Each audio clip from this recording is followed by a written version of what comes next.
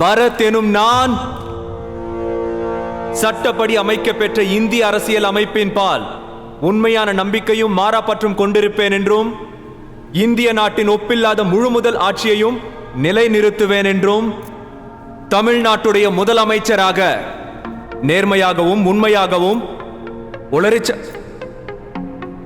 உளச்சான்றுடன் என் கடமையை நிறைவேற்றுவேன் என்றும் அச்சமும் ஒருதலை சார்பும் இன்றி விருப்பு வெறுப்பை விலக்கி இந்திய அரசியலுக்கும் சட்டத்திற்கும் இணங்கி பலதரப்பட்ட மக்களுக்கு நேர்மையானதை செய்வேன் என்று ஆண்டவன் மீது ஆணையிட்டு உறுதிமொழிகிறேன்.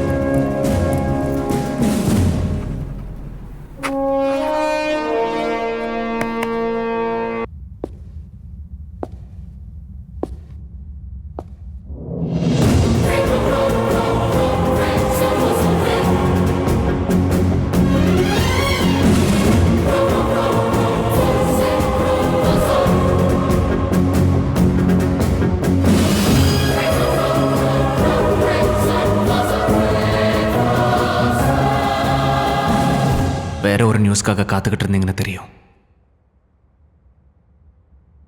ஒரு 100 பேர் அனுப்பியிருப்பீங்களா?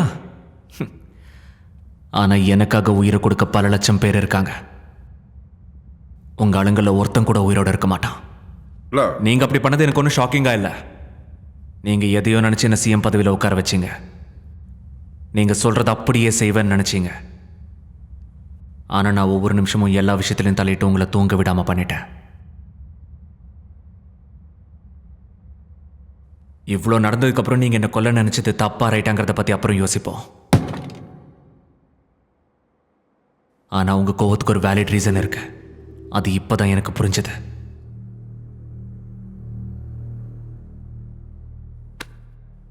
நாற்பது வருஷம் நட்பு. ராகவராஜும் வரதராஜும் 2 பேரில் ஒருத்தர்னு நினச்சிட்டு இருக்காங்க.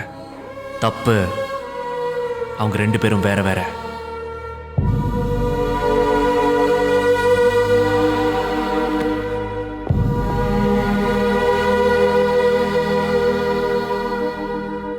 உங்க 2 பேரோட நட்பு பொய் இல்ல நெஜம்னு ஒரே ஒரு வார்த்தை சொல்லுங்க, நான் இங்கிருந்து போயிடுறேன். அந்த நட்பை பொய்யாக்குனதே உன் அப்பந்தான். சின்ன வயசுல இருந்தே மக்களுக்கு நல்லது பண்ணணும் நாங்க 2 பேரும் கனவு கட்டோம். அதிகாரம் கையில இருந்தாதான் நல்லது பண்ண முடியுங்கிறதுக்காக கட்சி ஆரம்பிச்சோம். ஆனா ஒரு கட்சியை கட்டி காப்பாற்றணும்னா பணம் வேணும். அதுக்கு தப்பு செய்யணும். அதிகாரம் கையில இருக்கணும்னா சில பேரை அமுக்கணும், சில பேரை தூக்கணும். இதை தெரிஞ்சுக்காம உங்க அப்பா ஏன் என்ன சந்தேகப்படணும்?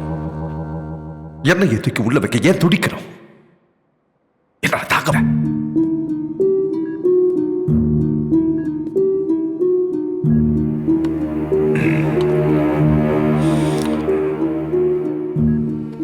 நாற்பது நாளா உன்னை பார்க்கணும்னு துடிச்சுக்கிட்டு இருந்தேன்.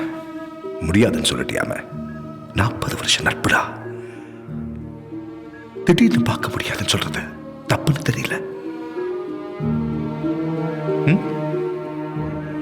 எவனோ ஊர் பேர் தெரியாதவன் என்னை பத்தி உன்கிட்ட வந்து ஏதோ சொல்லிட்டு போயிருக்கான். நானும் தெரிஞ்சும் தெரியாத மாதிரியே உன் கூட இருந்தேன். அதுக்கு என் மேல கேச போட்டு நீ என்னையே உள்ள தரணும்னு பாக்குறியா? அதெல்லாம் உண்மைதான். நான் அப்படிப்பட்டவன் தான். இருந்தாலும் அவன் உயிர் நண்பன்டா. தப்பு பண்ணவன் உன் நண்பனா இருந்தாலும் மன்னிக்க மாட்டியா? அப்படி என்னடா அரசியல்? அதிகாரம் மட்டும்தான்டா உன் கையில. ஆனா உன் வாழ்க்கையை நான் சொல்ற வார்த்தையிலையோ என் கண்ண செய்விலையும் தான் உனக்கு தெரியாது. எத்தனையோ தடவை இதெல்லாம் உனக்கு எடுத்து சொல்லி புரிய வைக்க முயற்சி பண்ண. ஆனா நீ நான் சொல்றதை கேட்கிற மாதிரி தெரியல. அதுக்கு தான் இதெல்லாம்.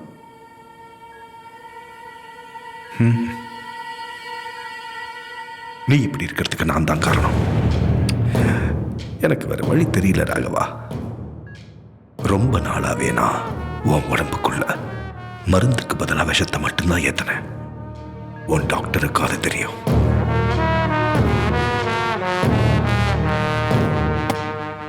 உன் கால் விடுற மாதிரி, அடுத்து உன் கை விடுற மாதிரி, அதுக்கப்புறம் பேச்சு போற மாதிரி மருந்து, இன்ஜெக்ஷன் இதெல்லாம் கொடுக்க வச்சேன். இன்னைக்கு கொஞ்சம் ஹெவி டோஸ் கொடுத்து உன் கதையை மொத்தமா முடிக்க போறேன். உன் டைம் முடிஞ்சு போச்சு ராகவா. முடிஞ்சா அடுத்த ஜென்மத்திலேயாவது எனக்கு நண்பனாரு. பாய்.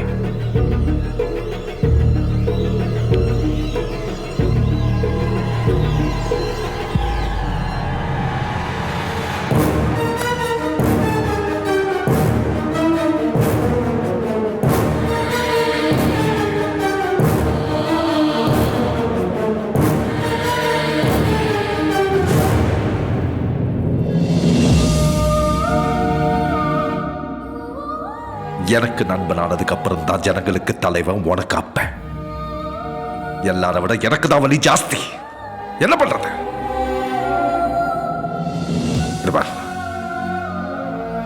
உன் வயசுக்கு மீறி நிறைய செஞ்சுட்ட. நீ புத்திசாலி. எது தப்பு எது சரின்னு புரிஞ்சுக்கிட்டு முடிவெடுப்பேன்னு நினைக்கிறேன். நல்லது செய்யறதுக்காக அதிகாரத்துக்கு வரணும்னு சொன்னீங்க. ஆனா அந்த அதிகாரத்தில் இருக்கணும்னா தப்பு செய்யணுங்கிறீங்க. இது என்ன நியாயம்? இது உங்களோட வளர்ச்சின்னு நினைச்சிட்டு இருக்கீங்க. இதான் உங்க சரிவுன்னு புரியலையா? ஒரு தப்புல இருந்து தப்பிக்கிறதுக்கு இன்னொரு தப்பு, அந்த தப்புக்காக இன்னொன்னு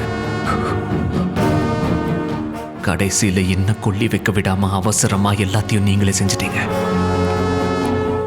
மன்னிக்க முடியாத அளவுக்கு தப்பு பண்ணிட்டீங்க. எல்லா ஆதாரத்தோட உங்களுக்காக வெளியில காத்துக்கிட்டு பரத், அப்பா இல்லாத உனக்கு அப்ப ஸ்தானத்துல இருந்தவனா ஜனங்க முன்னாடி என்ன தயவு செஞ்சு கெட்டவனை காட்டிடாத. மறுபடியும் உன்னை முதலமைச்சர் ஆக்கிடுறேன். அரசியல் இருந்து நான் ஒட்டுமொத்தமா ஒதுங்கிடுறேன். என்ன விட்டுரு. என்னையும் உங்களை மாதிரி ஆக சொல்றீங்க. இன்னும் கூட நீங்க என்ன புரிஞ்சுக்கவே இல்லைல்ல? நான் அந்த பதவியில உட்கார்ந்ததும் எனக்கு ஞாபகம் வர்றது சத்தியமும் பொறுப்புடைமையும் மட்டும்தான். உங்களை பத்தின உண்மை இந்த உலகத்துக்கு தெரியணும். இந்த மாதிரி ஒரு வாழ்க்கையை வாழ்ந்துக்கிட்டு இன்னொரு முகத்தை மக்களுக்கு காட்டுறது கஷ்டம்னு எனக்கு தெரியும். உங்க அனுபவத்தில் என்ன பண்ணணுமோ உங்களுக்கே நல்லா தெரியும். தப்பு பண்ண நினைக்கிறவன் உங்க முடிவை பார்த்து பயப்படணும்.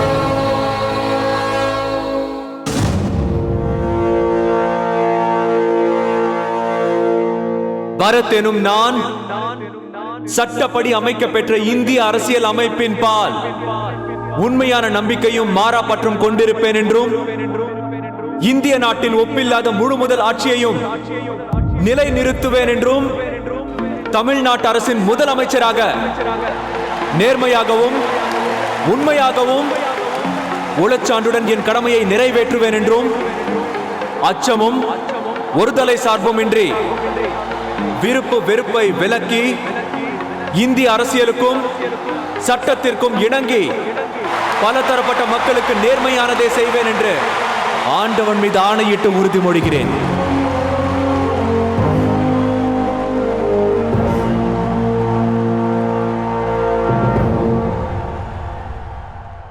All the Council of Ministers, officers and secretaries, thanks for being here. இது என்னோட ஃபர்ஸ்ட் கேபினட் மீட்டிங். இங்க இருக்கிறவங்க எல்லாரும் சீனியர்ஸ் அண்ட் எக்ஸ்பீரியன்ஸ் எனக்கு நல்லா தெரியும். அதுக்கு தான் அவங்க எல்லாரையும் மீட் பண்றதுக்கு முன்னாடி கொஞ்சம் கத்துக்கிட்டு வந்தா நல்லா இருக்கும்னு இவ்வளோ நாள் வெயிட் பண்ணேன். அதில் என்ன இருக்குது சார்? எல்லாருமே கொஞ்சம் கொஞ்சமாக கற்றுக்கிட்டு தானே இந்த நிலைமைக்கு வந்திருக்கோம். இந்த டேம் முடியறதுக்குள்ள உங்களையே எங்களை மாதிரி எக்ஸ்பீரியன்ஸ் ஆகிடும் சார். தேங்க்யூ. ஒவ்வொரு டிபார்ட்மெண்ட் பற்றியும் தெரிஞ்சுக்கிட்டு இருக்கும்போது கொஞ்சம் டவுட்ஸ் வர ஆரம்பிச்சிருக்கு. முதல்ல எஜுகேஷன் டிபார்ட்மெண்ட். விஜயசேகரன் சார், ஒவ்வொரு வருஷமும் கவர்மெண்ட் ஸ்கூல்ஸில் ஜாயின் ஆகிற ஸ்டூடெண்ட்ஸ் பர்சன்டேஜ் குறைஞ்சிக்கிட்டே வருது. வருஷத்துக்கு கிட்டத்தட்ட 50,000க்கு மேலே ஸ்டூடெண்ட் ஸ்ட்ரென்த் குறைஞ்சிக்கிட்டே இருக்கு. Hundreds of schools getting shut down. நிறைய ஸ்கூல்ஸில் ஸ்டூடெண்ட்ஸோட ஸ்ட்ரென்த் சிங்கிள் டிஜிட்க்கு வந்திருக்கு. ஐ மீன், சில ஸ்கூல்ஸை ரன் பண்ணுறது கூட தேவையில்லைன்னு தோணுது. அதை கூட மூடிட்டா பெட்டர் சார். அது கவர்மெண்ட்டுக்கு பாரம் அதிகமாக கூடாதுன்னு தான். அதான் எதுக்குன்னு கேட்குறேன். அதான் சார், ஜனங்க கூட பிரைவேட் ஸ்கூலுக்கு தான் சார் முக்கியத்துவம் கொடுக்குறாங்க. பட்டிக்காட்டில் கூட பிரைவேட் ஸ்கூலுக்கு தான் சார் மவுசு ஜாஸ்தி. கவர்மெண்ட் ஸ்கூல்ஸில் ஃப்ரீ எஜுகேஷனை விட்டுட்டு பிரைவேட் ஸ்கூல்ஸில் லட்சக்கணக்கில் கட்டுறதுக்கு ரெடியாக இருக்காங்களா? இந்த கவர்மெண்ட் ஸ்கூலில் ஸ்டாண்டர்ட் எங்கே இருக்குது சார்? கல்வி அமைச்சரே நீங்கள் தானே சார்? நான் தான். ஸ்டாண்டர்ட்ஸ் குறையும் போது நீங்கள் என்ன பண்ணீங்க? என்ன கிடைக்கிறேன்னு சொல்லி தொலையா. அவங்க பசங்களை இங்கிலீஷ் மீடியம் ஸ்கூல்ல தான் சேர்க்கணும்னு எல்லாரும் ஆசைப்படுறாங்க சார். கவர்மெண்ட்டுக்கு இங்கிலீஷ் மீடியம் ஸ்கூல் ஸ்டார்ட் பண்ண இஷ்டம் இல்லையா? கவர்மெண்ட் இருக்கிறது மக்களுக்காக தானே. அவங்களுக்கு என்ன வேணுமோ செய்யறது தானே நம்ம வேலை. You know what, English medium school start பண்ணி ஃப்ரீயாக நடத்த வேண்டிய அவசியம் கூட இல்லை. மினிமம் ஃபீஸ் வாங்கினாலும் நிறைய பேர் ஜாயின் ஆவாங்கன்னு என்னோட strong feeling. Will look into it sir. இந்த அகாடமிக் இயரில் எவ்ரி டிஸ்ட்ரிக்ட்ல 2 ஸ்கூலை ஸ்டார்ட் பண்ணி டெஸ்ட் பண்ணலாம். Will start an awareness camp. Will multiply the schools next year. Will look into it sir. There's nothing to look into it. பார்க்கறதுக்கு என்ன இருக்கு, செய்யணும். Now coming to the private schools. சில ஸ்கூலில் 5th ஸ்டாண்டர்டுக்கு 1 lakh, 6th ஸ்டாண்டர்டுக்கு 1.5 lakh, 7th ஸ்டாண்டர்டுக்கு 2 lakhs, 10th ஸ்டாண்டர்ட்னா 3 lakhs. அங்க அப்படி என்னதான் கத்து தராங்க? This is one particular school. This is off the record, huh? Off the record. PB High School.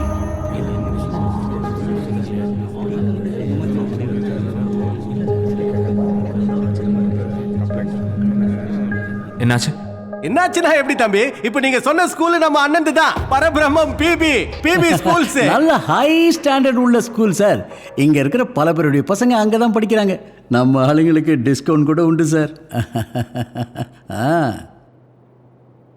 நம்ம கண்ட்ரியில் education நான் ப்ராஃபிட்டபிள் தெரிஞ்சுக்கோங்க.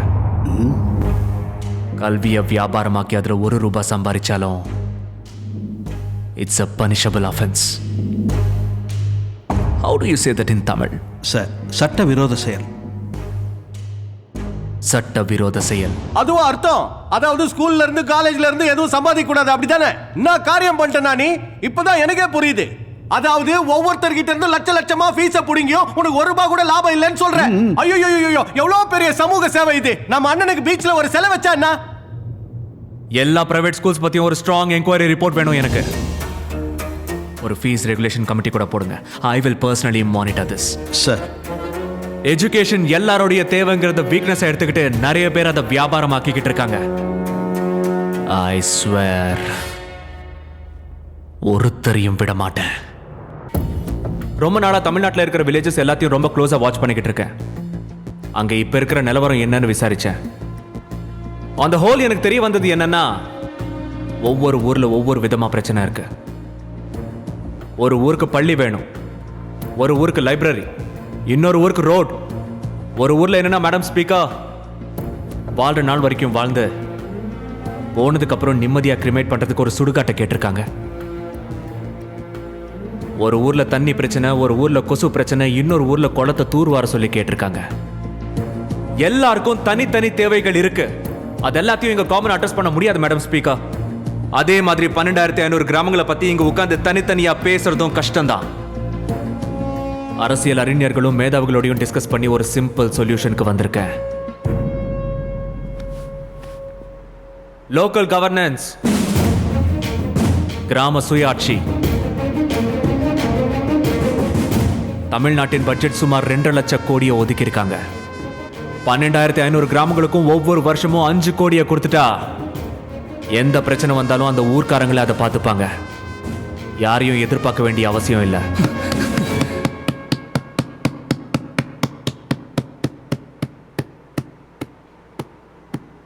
எந்த கிராமத்துல பிரச்சனையோ அந்த கிராமத்து மக்கள் எல்லாம் ஒண்ணா உட்கார்ந்து விவாதிச்சு ஒரே முடிவு எடுத்தாங்கன்னா உடனே அவங்க நிதியை வச்சே சால்வ் பண்ணிக்கலாம்.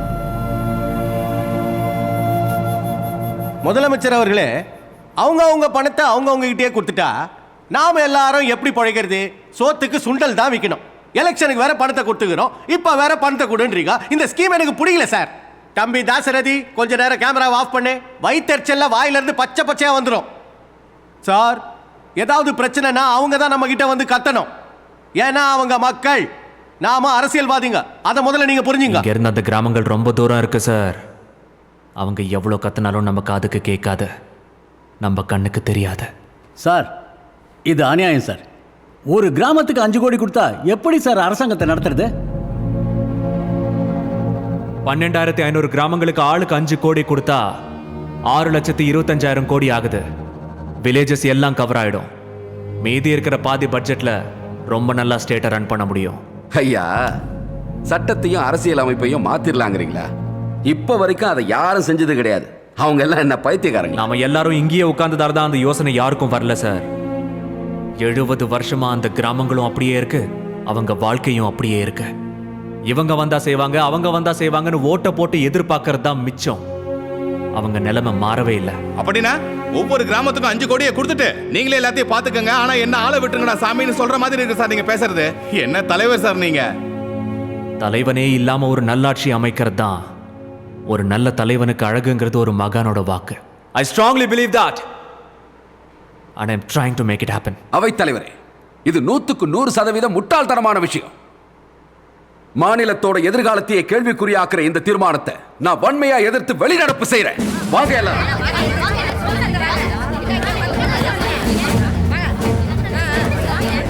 குண்டிச்சு வாங்க.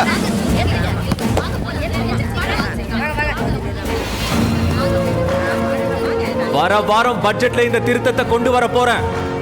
யாருக்கு இஷ்டம் இருந்தாலும் இல்லாம போனாலும் இந்த வருஷத்துல இருந்து எல்லா கிராமத்திலையும் கிராம சுயாட்சி திட்டம் அமலுக்கு வரும். தமிழ்நாட்டின் அரசியல் வரலாற்றில் மேலும் ஒரு திருப்பம். அனைத்து கிராமத்திற்கும் கிராம தன்னாட்சி திட்டத்தின் கீழ் ஒவ்வொரு வருடமும் 5 கோடி ரூபாய் நிதி வழங்கப்படும் என்று முதலமைச்சர் பரத் புதிய சட்டத்தை அமல்படுத்தியுள்ளார். இப்ப நம்ம கிராமத்துக்கு கொடுத்திருக்கிற 5 கோடி ரூபாய நாம எதுக்கெல்லாம் பயன்படுத்திக்க போறோங்கிறத பத்தி நாமளே முடிவு பண்ணிக்கலாம். நாளைக்கு நாம எல்லாருமா சேர்ந்து கோவில்ல உட்கார்ந்து முதல்ல என்னென்ன தேவைகள் இருக்குன்னு பேசி முடிச்சிட்டா உடனே வேலையை ஆரம்பிக்கலாம். 5 கோடி ரூபாய் சான்சனா இருக்கு. நம்ம கிராமத்துக்கு என்னென்ன பிரச்சனை இருக்குன்னு பேசி முடிவு எடுத்திருக்கோம்.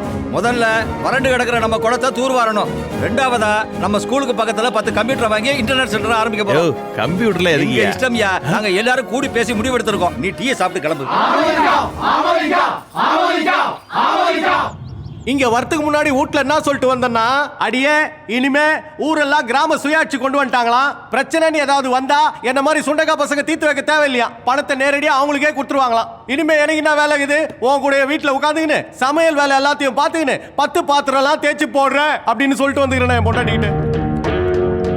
எப்பவோ நல்ல மூட்ல இருக்கும்போது ஒரு 10 பேருக்கு ரேஷன் கார்டு கொடுத்தேன். அதுக்கே என்ன தலையில தூக்கி வச்சு ஆடினானுங்க. கிராமத்துல இருந்து டவுனுக்கு போற ரோடு எத்தனையோ வருஷமா குண்டும் குழியுமா சேரும் சகதியுமா கேவலமா இருந்தது. அதே ரோட்டை கொஞ்சம் அப்பப்போ சரி பண்ணி கொடுத்தேன். பைத்தியக்காரனுங்க என்ன கடவுள் மாதிரி பார்க்க ஆரம்பிச்சிட்டானுங்க. இப்போ கஷ்டமே படாம ரோடு, பள்ளிக்கூடம், கோயில் எல்லாம் கிடைச்சிட்டா நம்மளை இது வரைக்கும் கடவுள் மாதிரி பார்த்த அதே ஜனங்க ரோட்ல தெரியற சொரிநாய் மாதிரி பாப்பாங்க. நீ ஆள் தான் வளர்ந்துக்கிறியே தவிர உனக்கு மூளையே வளரல. இந்த புத்தி அப்பவே இருந்து நம்ம கிட்ட காம்ப்ரமைஸ் ஆயிட்டா உனக்கு எனக்கு சீட்டு கிடைச்சிருக்கல. இவ்வளவு தூரம் வந்திருக்காதுல்ல. கிலோ கணக்குல சுனாம தடவிட்டானுங்க. இப்போ எரியுதுன்னா என்ன அர்த்தம்? லூசு பைய ஆளைய மீசியம் பாரு. அவனை இன்னைக்கு எல்லாரும் ஒரு கடவுளை பார்க்கறாங்க. இப்ப அவனை பதவியில இருந்து எடுக்கிறது சாத்தியம் இல்ல. நான் நீயும் எங்களை மாதிரியே பயந்தா எப்படி? வச்ச ஆப்புக்கு ஒரு வழி சொல்லுனா. பொறுமையா இருங்க. அவன மனுஷன் தானே, சின்ன தப்பு கூட விட மாட்டான். சின்னதா ஒண்ணு. இந்த அவை தொடங்குவதற்கு முன் சட்டசபைக்கு வருகை தந்துள்ள நமது புதிய முதலமைச்சர் திரு பரத் அவர்களுக்கு அவை சார்பாக என் உளமார்ந்த வாழ்த்துக்களை தெரிவித்துக் கொள்கிறேன்.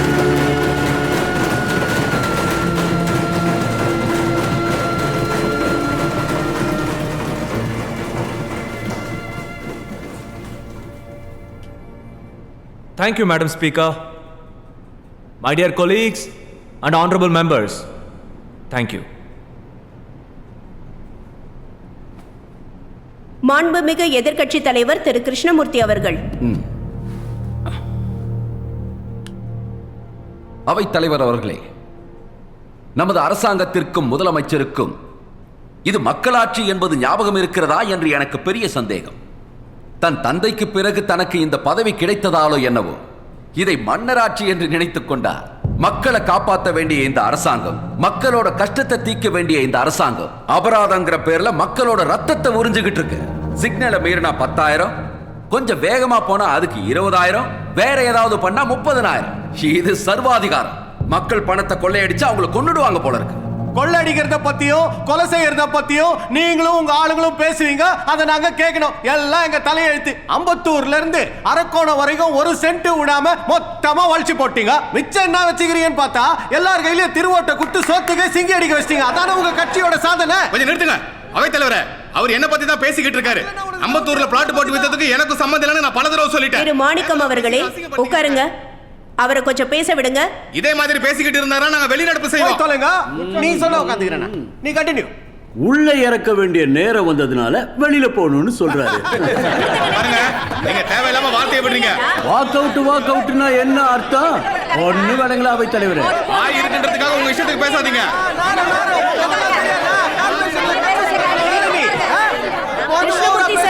Krishnamurthy sir please sit down. இங்க பாருங்க, இங்க வந்தது உங்களோட சொந்த கதையும் சோக கதையும் கேட்கறதுக்காக இல்ல, ஜனங்களுக்கு நியாயம் கேட்கறதுக்காக வந்திருக்கோம். நீ நியாயம் கேட்கறதுக்காக வரல, உன்னோட புடவையும் நகையை காட்டுறதுக்காக தான் வந்திருக்க. உன் மேனாவுக்கு வேலையெல்லாம் தெரியும். உட்கார் உட்கார் உட்கார். Please sit down. உட்காருங்க. சொல்றது கேளுங்க. இப்போ உட்கார போறீங்களா இல்லையா? எல்லாரும் உட்காருங்க. Krishnamurthy sir please finish your point. அவை தலைவரே, எனக்கு தெரிஞ்ச ஒருத்தர் சாஃப்ட்வேர் இன்ஜினியரா இருக்காரு. அவர் தினமும் காலையில ரெடி ஆகி தான் பிள்ளைங்களை ஸ்கூல்ல டிராப் பண்ணிட்டு ஆபீஸ்க்கு போய் ஆகும். ஆபீஸ்க்கு லேட்டா போனா சம்பளத்துல பிடிச்சிருவாங்க. ஏதோ லேட் ஆக கூடாதுன்னு ஷார்ட்கட்ல டிராபிக் அவாய்ட் பண்ணி ஒன் வேல போனா அவங்கள பிடிச்சி 25,000 ரூபாய் ஃபைன் போடுறீங்க. இந்த சிச்சுவேஷன்ல தான் பொண்டாட்டி பிள்ளைங்களை அவங்க எப்படி காப்பாத்துவாங்க? மாண்புமிகு முதலமைச்சரே இதுக்கு பதில் சொல்லணும். மாண்புமிகு முதலமைச்சர் பேசலாம். Thank you madam speaker.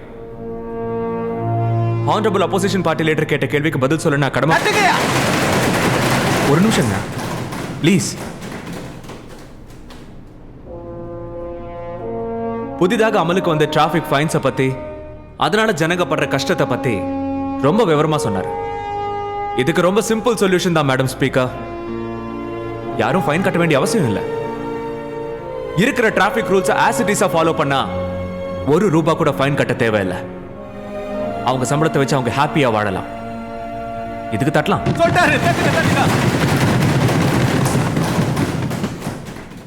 எதிர்கட்சி தலைவர் அவருக்கு தெரிஞ்ச சாஃப்ட்வேர் இன்ஜினியர் பத்தி ஏதோ சொன்னாரு.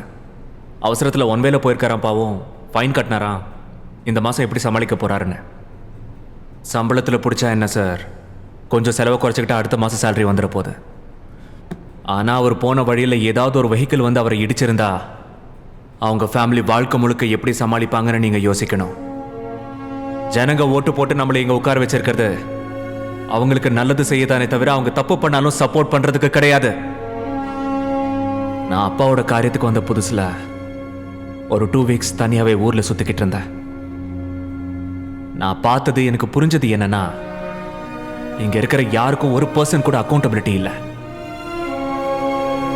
இதுக்கு தமிழ்ல பொறுப்புடைமைன்னு சொல்லுவாங்களாம். நான் வந்து இந்த கொஞ்ச நாள்ல அது எந்த விஷயத்திலையும் எந்த ஒருத்தர்கிட்டயும் நான் பார்த்ததே இல்லை. I want to bring that back, Madam Speaker. I want to bring that back. நான் இந்த இடத்துக்கு எந்த சம்பந்தமும் இல்லாத ஒரு சமுதாயத்தில் வளர்ந்தவன் மேடம் ஸ்பீக்கர். அங்க அரசாங்கத்துக்கும் மக்களுக்கும் இருக்க வேண்டிய பயமும் பொறுப்பும் இருக்கு. They responsible, they accountable, and they made their lives beautiful. ஆனா நமக்கு ஒழுக்கங்கிறது இல்லவே இல்லை. எங்கனாலும் எது வேணாலும் செய்யலாம். எதுலயும் குவாலிட்டி இல்லை. பயமே இல்லாம எல்லாத்துலயும் கலப்படம் செய்யலாம். It's really shocking madam speaker. 100 கோடிக்கும் மேல பாப்புலேஷன் இருக்கிற நாட்டில் ஒரு சிஸ்டம் இப்படியா ரன் பண்ணணும்?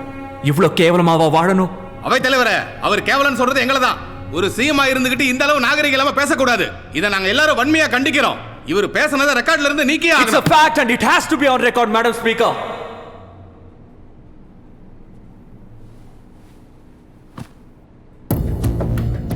If one has to live in a society, fear, responsibility and accountability is must. அதை உருவாக்குறதுக்கு ஃபைன்ஸ் இல்லை. நான் இன்னும் எந்த லெவலுக்கு வேணாலும் போவேன். எந்த வேலையை செய்யணும்னாலும் ஒரு set of rules and guidelines இருக்கும். இனிமே அதை எல்லாரும் ஃபாலோ பண்ணணும். ஓட்டு போட்ட ஜனங்களுக்கே இவ்வளோ ஹார்ஷா ஃபைன் போட்டிருக்கேன்னா இங்க சர்வீஸ்ல இருக்கிற கவர்மெண்ட் ஆபீஷியல்ஸ், போலீஸ்காரங்க, ஐஏஎஸ் ஆபீசர்ஸ், அரசியல்வாதிங்க யார் தப்பு செஞ்சாலும் ஃபைன்ஸ் எவ்வளோ ஹார்ஷா இருக்குங்கிறத அவங்களே கற்பனை பண்ணிக்கிட்டோம் மேடம் ஸ்பீக்கர். அவையில் இருப்பவர்களின் சந்தேகங்கள் தீர்ந்திருக்குமே. ஆனால் with your permission I take a leave madam speaker.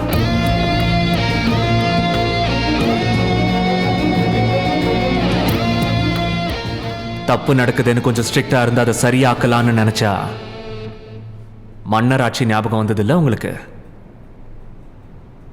ஆனா எனக்கு மட்டும் சின்ன வயசுல தப்பு செஞ்சா கண்டிச்ச எங்க அம்மா அப்பா ஞாபகம் வருவாங்க சார்.